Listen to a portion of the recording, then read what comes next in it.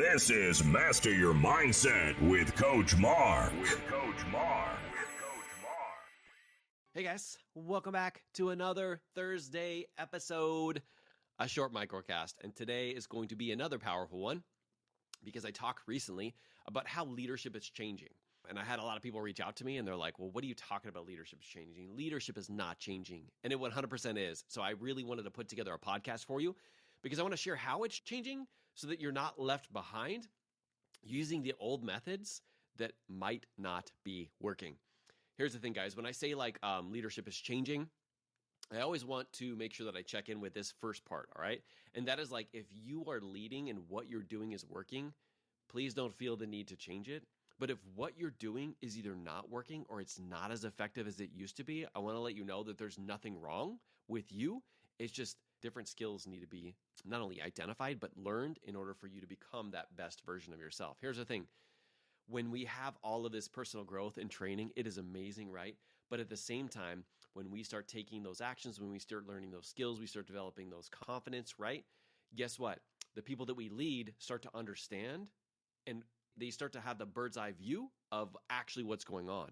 And when they understand that, sometimes it's a little bit less effective, but also there's shifts in what's going on in the world. There's shifts in what's going on when it comes to people's values. There's shifts in like the different groups of people that are coming up in the workplace, right?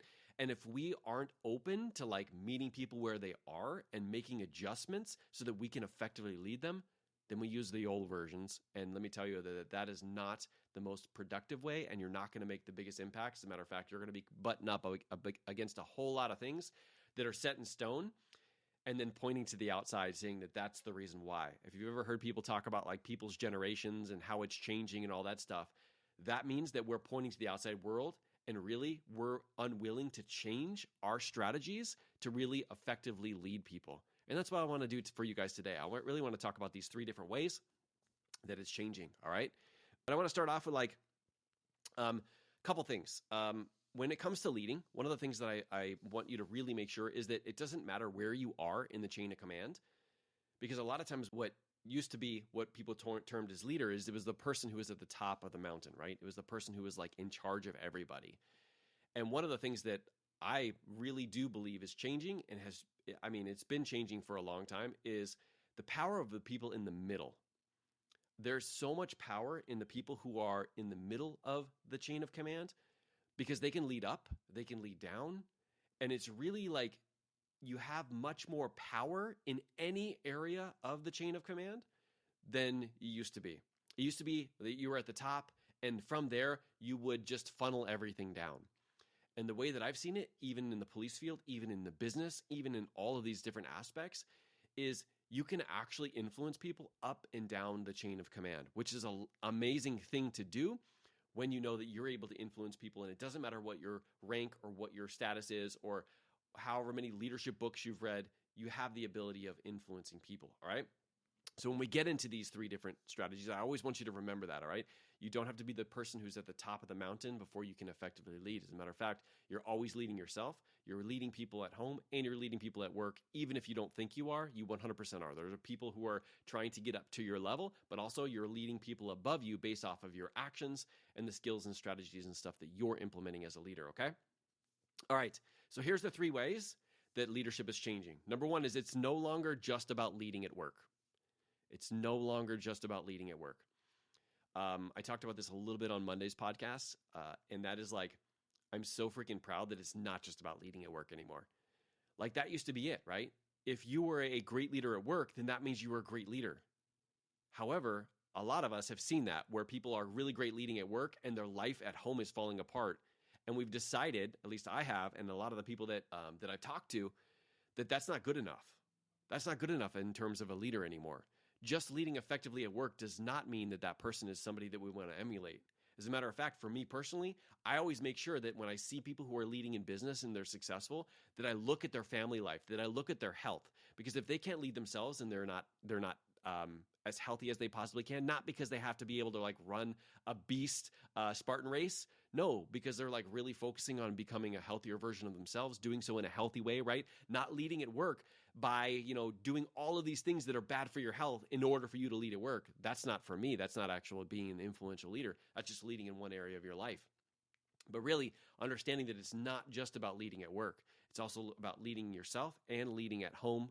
And it's kind of like the totality of all three of those circles. One of the things that I taught about inside of the free training that I put out on how to become an influential leader is these three different aspects, right? There's skills. Me specifically, there's three specific skills that really help you to excel when it comes to leading at work. There's also three skills that help you excel when it comes to leading family. And there's also three skills that help you excel when it comes to leading yourself. Now, there's some overlap in some of the skills, but a majority of those three skills are very specific to that specific situation, which is why in the last one, I was kind of talking about like, you can't lead at home like you lead at work. It doesn't work. And if you have no skills because you haven't developed those at home, there's nothing wrong with you. It's just you have to go out there and you've got to develop those skills. It took me a number of years to develop those skills because I was leading well at work and I was leading at home terribly, which is why I joined a mastermind team that helped me develop those skills. And now what's funny is like I actually teach that, right? So the first reason why leadership is changing is because it's not just about leading at work. It's leading in totality, all right? Second thing is it's not just about telling everybody what to do. Leadership is not about telling people what to do. The most powerful leaders will ask great questions. They will find out what you actually want. They will find out what makes you tick. They will find out what your goals are.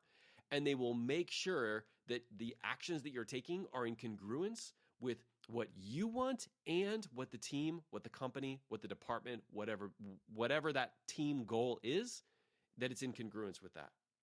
That's really where leadership is. It's the power of asking great questions to identify what is like really important or meaningful to the people that you lead and finding a way to connect their goals with the goals of the team or the company or whatever it is that you're working with. When you connect those, you actually create an unstoppable team because it's not just about you or it's not just about your goals. It's about connecting it to theirs. Like Zig Ziglar said, like if you help enough people get what they want, then you can have anything that you want. Actually, that's not Zig Ziglar. I think that's Jim Rohn. But really, it's about like helping other people get what they want. And as a result, the team will benefit from it. That's why it's no longer about telling people what to do. When you're telling people what to do, you are making the decisions and they have way less buy-in. I'm actually reading this book. It's called Influence. It's awesome, by the way. And it really just talks about like influence that you can use when it comes to your business, when it comes to home, when it comes to all these different areas. And a lot of the life coaching philosophies that I've learned are inside of this book.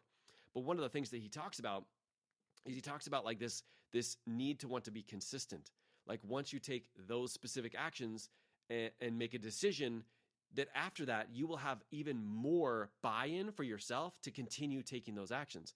When you get it from the outside, the person, when they're there, when the leader's there, or they think that they're going to be in trouble, they'll take those actions, but they won't take it they'll take it from a different place. It'll be from their head voice and it'll be just checking the box. But when you get them to buy in and you get them to be like, hey, this is what I stand for, and this is why I'm going to be doing this stuff, and it wasn't you telling them, the buy-in that they will have is off the charts. And so if you find that people, when you're around, they're taking actions, but when you're not around, they're not taking actions, it's because you missed this part. You missed the connection piece of actually like finding out how that piece applies to them and their goals and what they want and what their values specifically are, all right? And that's the second thing that is changing with leadership. It's no longer about telling them what to do. It's about asking powerful questions and guiding them in that direction and helping them come up with the solutions on their own, okay? All right. And then number 3 is it's no longer just about getting results at work at the cost of those you lead. It's no longer about getting results at work at the cost of those you lead. I kind of talked about this a minute ago, but anytime you're succeeding when it comes to whether it's your business, whether it's work, whether it's whatever, and in order for that to happen, you're actually having to sacrifice some of the people that you're leading. You're having them really not take care of their family, really not take care of their health. And in order for them to succeed when it comes to you and your business and your mission and what you have going on, they have to sacrifice themselves. That's the old way of leadership. Here's the thing, guys. There is a way to find something that will benefit you, benefit them, and it won't be something that has to like, you're forcing them to sacrifice a part of their life. There are ways to do that. you have to be willing to ask the questions of how might we do this? How might we succeed in this area, but also excel in this different area? And when you can start asking questions like that, you start to develop more leaders. You stop developing more followers. Here's the thing. Followers, we definitely need people who are willing to follow us, but at the same time, the best leaders are the best followers. And when we can develop people into leaders, when we can develop people into making decisions that are in congruence with themselves and the team, when we can develop people, we actually get to multiply ourselves into those people and know that beyond a shadow of a doubt, that's taken care of because this person's in charge. It's just a game changer because it allows us to focus on the things that are most important. One of the things that I teach inside of the Ideal Leader Blueprint is your time management is different when you're a leader. If you're still using the time management strategies that you did when you were a follower, when you were first getting started, you're missing a key piece of the puzzle because you're a leader. Your activities are different. There's different things that are more valuable to you as you're a leader. And as you continue to grow, you have to stop doing some of those things that are the beginning stages of it. And you got to start asking yourself, how can I actually create more by doing less? And what that does is it gives you that ability of thinking outside the box. It gives you the ability of giving yourself silence to find the answers that would have been there the whole time, but you would never have been able to do that because you were too busy doing those lower level activities. And this is the same thing, all right? It's the same thing. So it's no longer just about getting results at work at the cost of those you lead.